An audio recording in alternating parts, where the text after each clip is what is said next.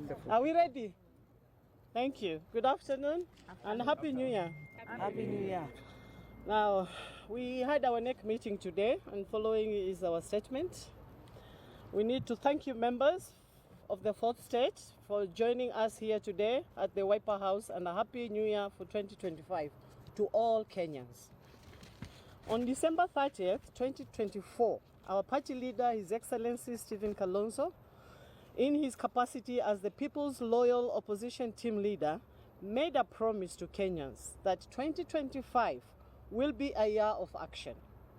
That action starts with the Wiper Democratic Movement Party.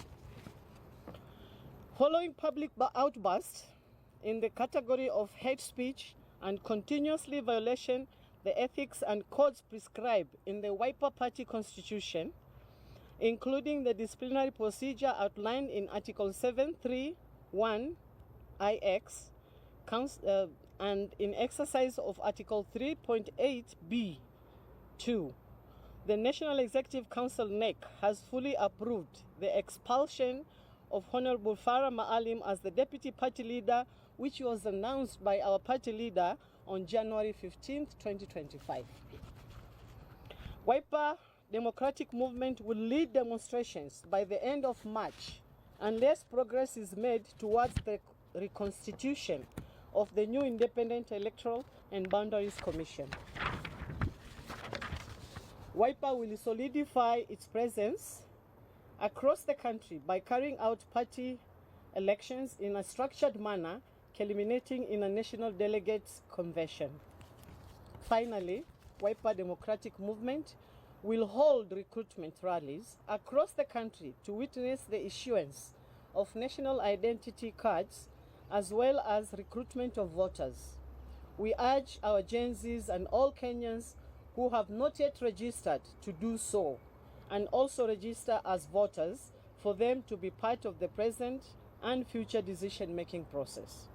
We thank you and welcome for any questions. Our party can give his remarks, our party leader. Okay. So tuwashukuruni sana, na bado katika hali hiyo ya kuyatafakari ambayo yamezungumzwa na kusemwa na katibu mkuu wa chama, kuna umuhimu ya kutilia mkazo mengine ambayo pengine hajawekwa katika kumbukumbu za katiba, kumbukumbu za chama. Kwa mfano, yuko bwana moja anatembea kila sehemu ya Kenya kusema yeye ako katika harakati za kuunganisha nchi. Well, we want to tell President William Ruto that there's no need of talking about unifying the country around the broad-based government. Now it is official. The broad-based, blood-based government, blood-based, all right, heavily supported by abductions and abduction squads. It is now official that what William Ruto is trying to do is to formulate his re-election campaign strategy. We want to tell him the country is so united, more than ever before. In fact, it has never been as united as it is since independence, around one goal: to defeat William Ruto at the next elections. So asijisumbue sana kusema naunganisha nchi. Nchi imeunganika. Wakenya wako sawa, wako katika hali tahadhari. Huwezi ukajisifu na kujipiga kifua na kusema eti wewe utahakikisha kwamba after 2032 wewe mwenyewe utabadilisha katiba na kuhakikisha Ruto anaendelea na uongozi wa nchi. Kwa hivyo tuache kuandaa wananchi. This is the essence of democracy. I repeat, as I've done before, that taking over the leadership of this country, executive order number 1, do away with housing levy, taxes. Yes. They are unconstitutional. They are almost an abomination. You don't take public land, give it to your friends. You're selling steel and cement to them. You've even taken over Baburi cement under conditions that are questionable. And then you call that free housing, affordable housing. So, like Donald Trump has done, issued so many executive orders. Sisi tunajiandaa na hiyo moja kwa sasa. We are very clear about it.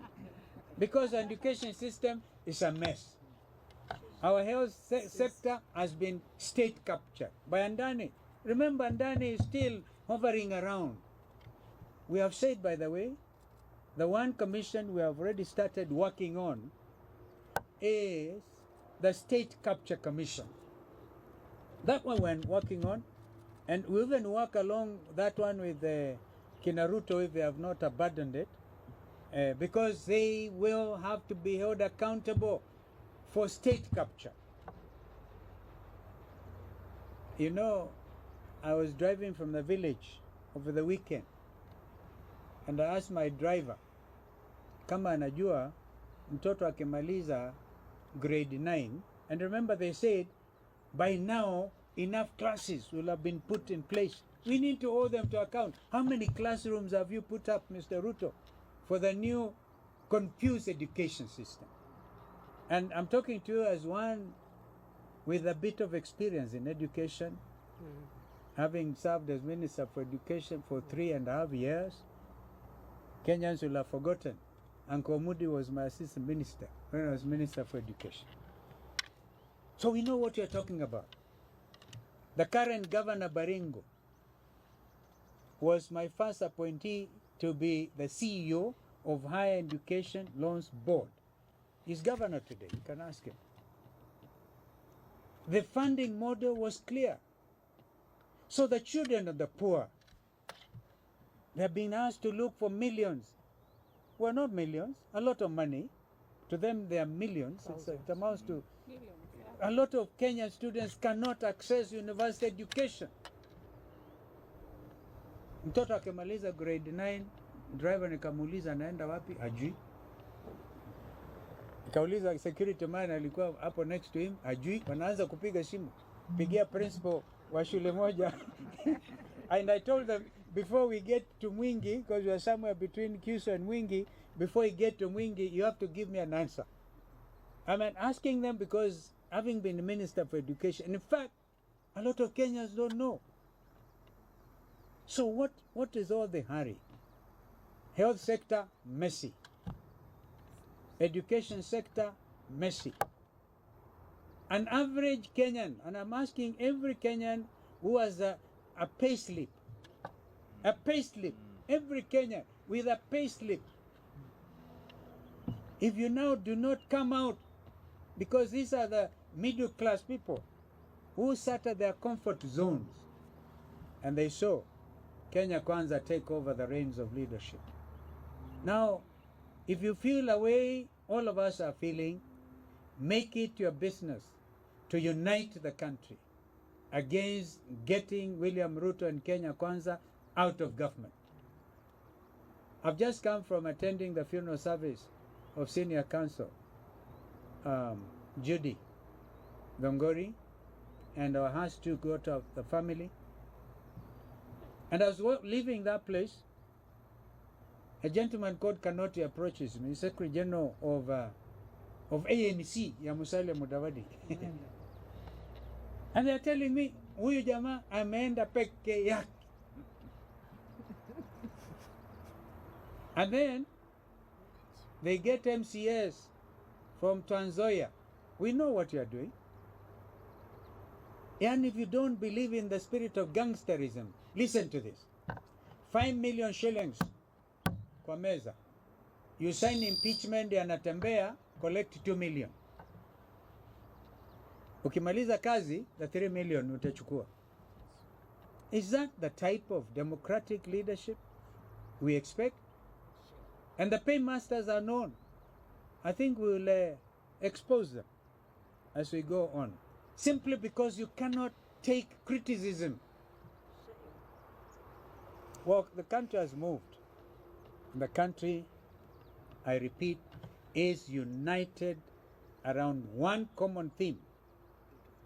Peleka zakayo nyumbani. Thank you. Questions? I don't know. So, thank you. Thank you very much. Thank you, Baba. Thank you. What?